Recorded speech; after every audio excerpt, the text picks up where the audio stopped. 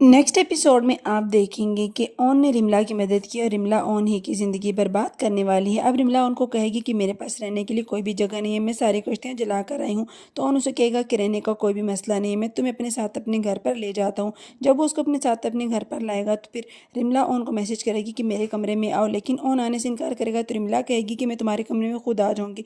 Own रिमला की बात सुनने के लिए उसके कमरे में जाएगा तो ओन जैसे ही आयल रिमला के कमरे में दाखिल होगा तो रिमला ड्रामा शुरू कर देगी। इतने में सारी आवाज़ें आयला तक पहुंच जाएगी। रिमला जानती है कि ओन के पीछे पीछे आयला ज़रूर आएगी। अब वो ड्रामा शुरू कर देगी कि मैं तुमसे बहुत ज़्यादा मोहब्बत करती हूँ, तुम्हारे कहने पर मैंने अपनी फैक्ट्री भी तुम्हारे नाम कर दी है, अब तुम मुझसे शादी से क्यों इनकार कर रहे हो। आयला जब इन दोनों को इस तरह देखेगी तो काफ़ी हैरान रह जाएगी।